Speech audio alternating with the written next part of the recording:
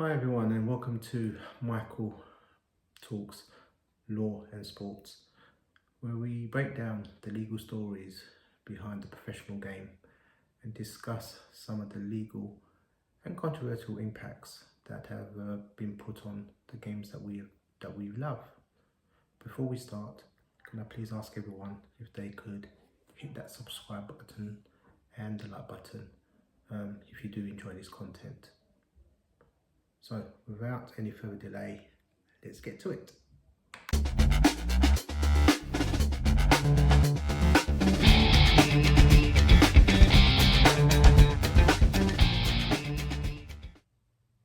So guys, what we're going to talk about today. Well, have you ever considered why sometimes you hear that one player has moved from one club to another without actually having a transfer fee paid? Well, the reason behind this was because of a ruling made by courts, and which has now had a major impact on the football on a global scale. And this is what we're going to be discussing today. We're going to be looking at the ruling itself and how this has impacted the game as well. So, where do we start? Well, if we go back to before 1990, players themselves didn't really have much power, and once they signed a contract with a football club, they effectively become properties of that football club.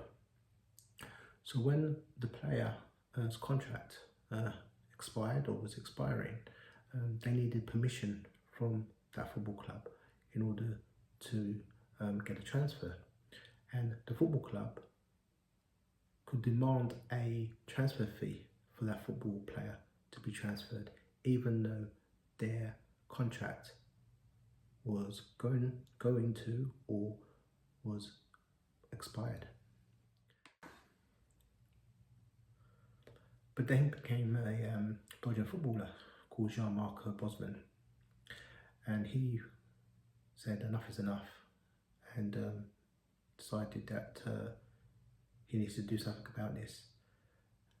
What basically happened was Mr. Bosman had signed a 2-year contract with a Belgian team called IFC Liège, and once his contract had finished, he wanted to move to another club, and he had been approached by I think it was a French club called Dunkirk. However, IFC Liège wanted a transfer fee for Mr. Bosman to move to leave them and move to his new club. The fee that I think they were asking for was well outside the budget of the new club, the French club that is. So therefore the deal itself collapsed, and Mr. Bosman was left in no man's land. Ended up having to stay with the Belgian club, and what made matters worse, the club itself offered him a new contract which was actually less than what he was getting originally.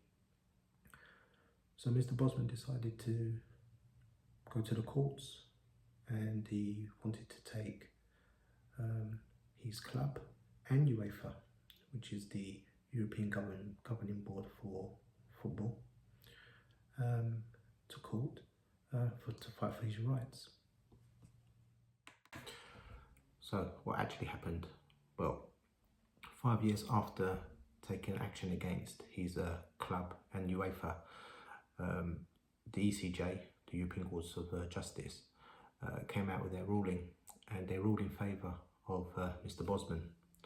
Now I can tell you one thing, this caused a major shock to the footballing world, because Jean-Luc Bosman wasn't a superstar footballer. He was relatively unknown. He wasn't a Cristiano Ronaldo or a Lionel Messi, but he managed by himself. He managed to take the establishment to court, and he won. And this sent shockwaves to all EU football clubs. What the ruling said was really based on existing labour laws that were put in place by the EU. In effect, the freedom of movement. What they actually said in the ruling was that footballers were classed as workers, and that the football clubs they play for are their employers. So therefore, that when a footballer's contract was about to expire or it is expired, the footballer had the right to move to another club without any restrictions, and the club had no right to ask for a transfer fee in regards to that.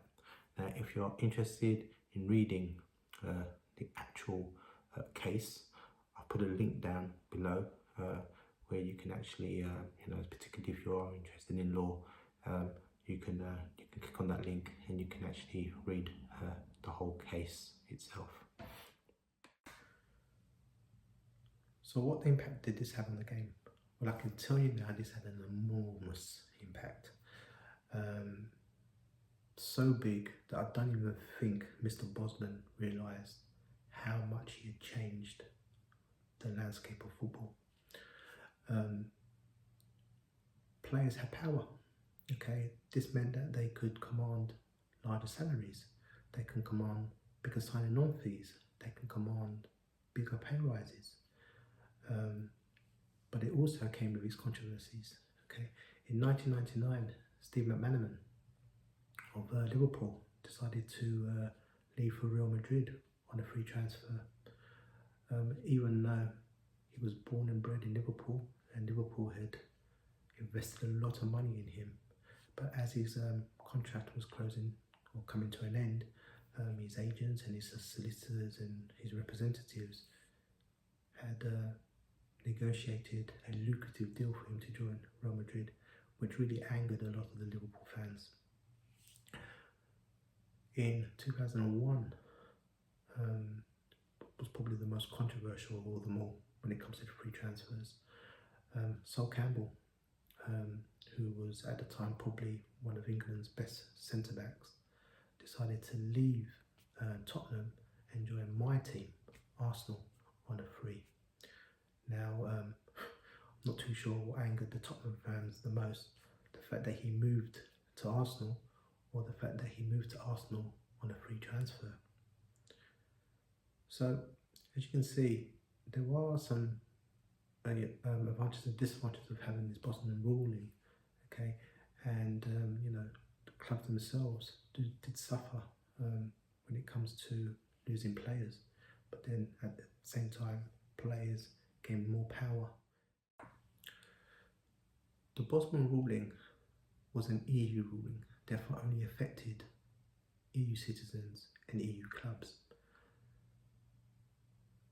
So what happens if you were a non-EU citizen? Well, FIFA, the global organisation for football, had to respond to this. And what they did was they mirrored the Bosman ruling. And in their revised edition of the regulations on the status and transfers of players, they basically stated that any player globally will be allowed to leave their club once their contract is expired without any restrictions. They also stated that a club cannot ask for a transfer fee once a player's contract is expired. And they also stated that a player will be allowed to sign a pre-contract if they've only got 6 months left on their contract. Now, this global ruling was very important because, as you know, the UK is no longer part of the EU. So in effect, the Bosman ruling does not actually affect British clubs. So it's the FIFA rule that actually affects British clubs now, which is why Trent Alexander-Arnold was allowed to leave Liverpool and go to Real Madrid for free. One of the other things I wanted to mention before moving on was there was another ruling that the courts made in the Bosman case, and that was lifting the quota system that UEFA had imposed on clubs. Basically, this quota was like the amount of foreign players that a club was allowed to field in certain competitions. The issue with this was EU citizens were classed as foreign players. So an example would be like, for instance, Manchester United. They had players from Wales like Ryan Giggs, Mark Hughes. They had players from Republic of Ireland such as Dennis Irwin, Roy Keane. And but because of this quota, they could only field 3 of those players, because Welsh players and Scottish players were seen as foreign players if they played in the English league. So this was squashed by the court system. Now, this was happy days for a lot of clubs, particularly the rich clubs like Man United, Liverpool, Arsenal, and etc., because it meant that they can go and buy as many EU players as they want. But was this good for the game? Now, critics, particularly in critics of the English league, were saying it wasn't doing very much for homegrown players like the English players, because the fact is a lot of EU players were coming in to the Premiership, or the First Division as it was called back then as well, and it wasn't giving the homegrown English players a chance to develop, particularly in competitions like the Champions League. So once again, there was advantages and disadvantages of lifting this quota, okay, because clubs were thinking about success brought money. Critics were saying, well, it wasn't developing players. So what actually happened to Jean-Marc Bosman? Well, unfortunately, he didn't actually capitalise on the ruling that he successfully won in the courts, and he paid a heavy price for his role in modernising the game. No real team wanted to sign him. He was labelled a troublemaker. But one thing for sure, he did change football forever. And when you do see a footballer getting a free transfer, one thing you should always remember, that this